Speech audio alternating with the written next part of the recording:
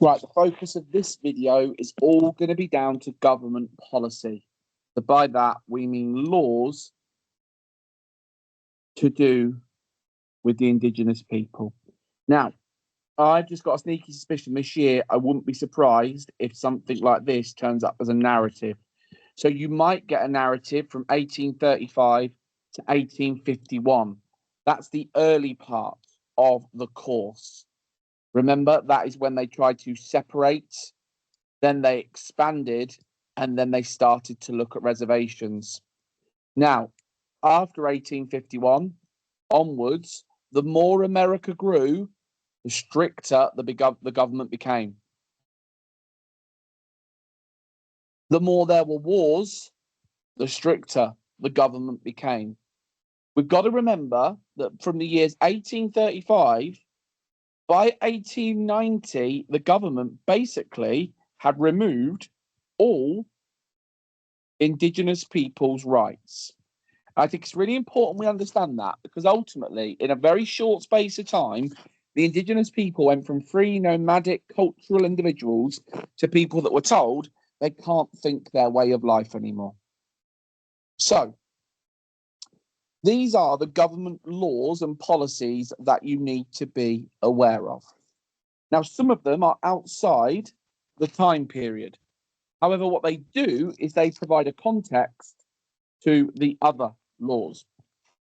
So, really quick focus on each of them. So, in 1830, just going to draw a really awful map of America.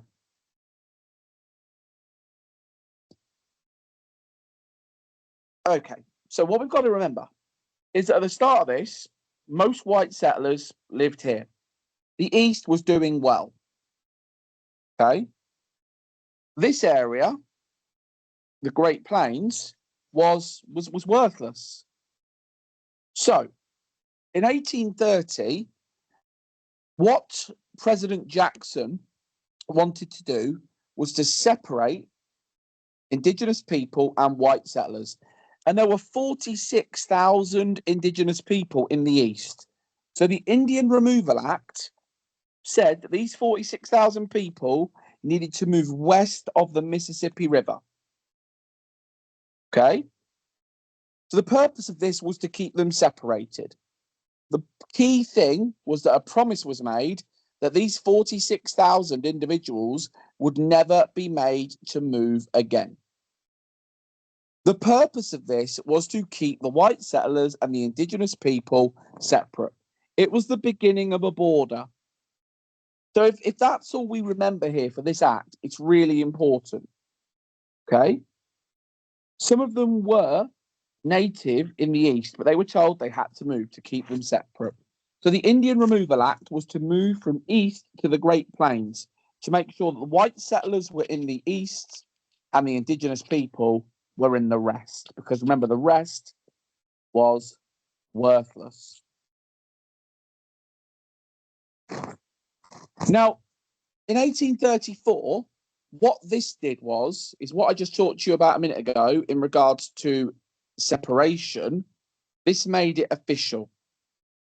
So, what the government said in 1834, the Trade and Intercourse Act, was everything west of the Mississippi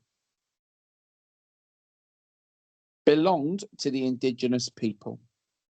So what they created here was they created an Indian frontier.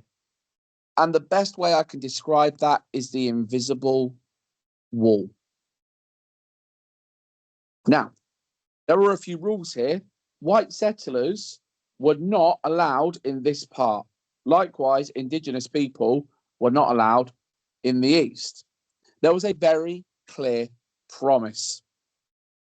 So what this did was this made separating official. It made the focus that the indigenous people would be in the West and the white settlers would be in the East. However, you've got to remember, as time went on, the East did collapse. However, this middle part was worthless. At this point, the government did this because at this stage, this middle bit meant nothing to them. However, By the 1840s, things began to change massively. If the screen decides to change.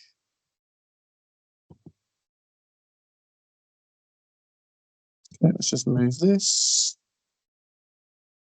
Start. Okay, so things began to change, and I'm just going to add on the last slide why. So, in 1840s, this is such a big moment because the government had to change their policy. Why? Because America began to expand. All this stuff in the middle that was once worthless actually became worthwhile. So, for example, Texas became controlled by the government. California, Oregon, all places that technically belong to the indigenous people are now worth something. So white settlers began to migrate and go into indigenous people's land. The government had a decision to make because the government would have wanted people here. Because if America expands, the economy is going to improve hugely, which if you are the government, you are going to want. So the government start to change their policy. So in 1851, the government introduced the Indian Appropriation Act. And the purpose of this was to pay to move the indigenous people onto reservations. So a lot of people might think this is unfair because the indigenous people were promised not to move. But also, it was the government that created the invisible wall. And the government made that promise that no white settlers. So the government had to backtrack. And their backtrack came at a detriment of the indigenous people. So this is the start where indigenous people begin to be controlled and managed by the US government. So the key thing is they're trying to move indigenous people away from white settlers to protect the white settlers.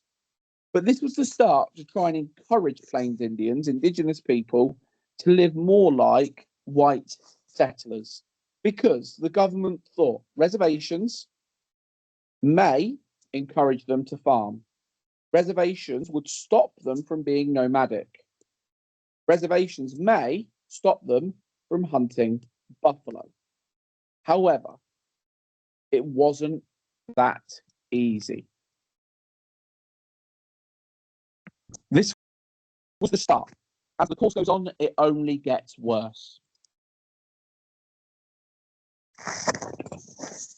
The Fort Laramie Treaty is similar to the Indian Appropriation Act, but what it does is it puts boundaries on where the indigenous people can stay. So the Fort Laramie Treaty was all about boundaries, all about fixed territory. And if that's all you remember for the exam, that'll be more than enough. But we've got to remember that this Fort Laramie Treaty was another form of control against the indigenous people. But it was also to allow more white settlers to go through land. It was to allow white settlers to settle. It was to allow railroad surveyors to begin planning where a railroad might go. Even though some people say, well, the indigenous people signed this, remember, the treaty was in English. There wasn't a fair representation of indigenous people at the meeting. Some indigenous people just went for the free gifts. This was another form of control. The biggest difference was that there were boundaries on the reservations. So lots of consequences. The narrative account there was the end of it is the form of control. Now, As the course goes on, obviously things change, but the government only really step in times of crisis. So in 1868, the government were worried about the amount of conflict. So by 1868, President Grant introduced a peace policy that was to improve reservations. But it was also another way of controlling the indigenous people. So what he did was to continue putting indigenous people on reservations, and also try and encourage them to become white settlers.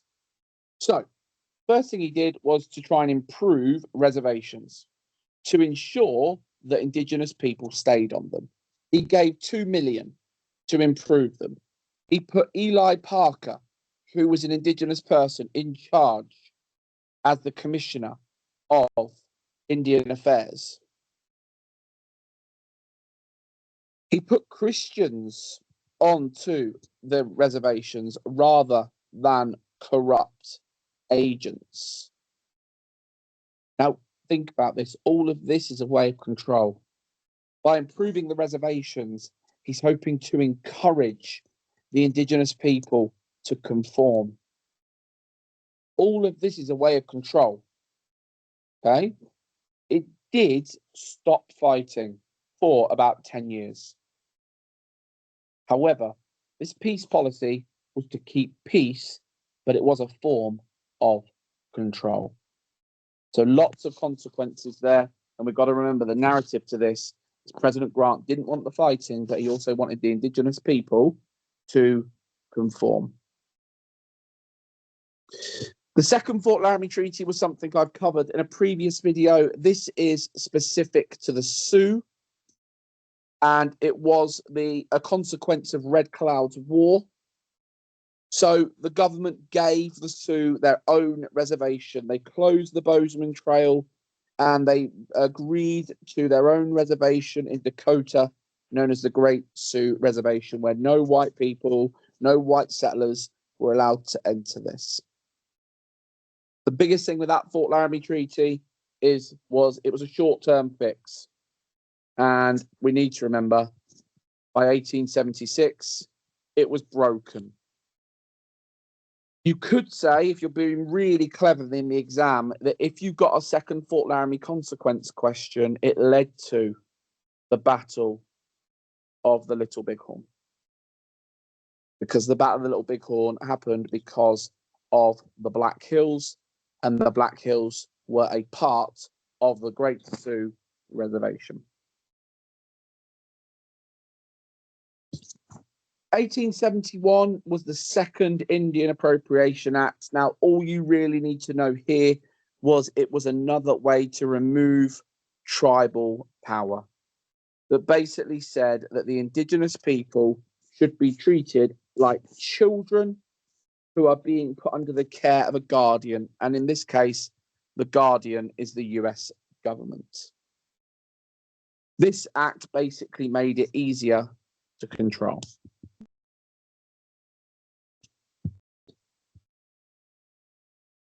The final act that you need to be fully aware of is the 1887 Dawes Act. Don't get confused with Stresemann. So, 1887 Dawes Act, really simple. It was a homestead act for the indigenous people. They were given 160 acres or they would be landless. If they were landless, they would be seen as hostile. So this was basically to force the indigenous people into owning land, which, remember, in their culture was frowned upon quite significantly. But at this point, many indigenous people were desperate because reservations were so awful. So this was a homestead act for indigenous people. This removes the tribes. It removes the chiefs. It makes indigenous people independent. It makes sure that they lose their culture and beliefs. It makes sure they assimilate as a white settler. It was very successful. By 1890, the indigenous people lost half of their land to the white settlers. Ultimately, was by 1890, remember, all land belonged to the US. There was no indigenous people's land by this point. They were either a white settler or they had to accept the loss of land.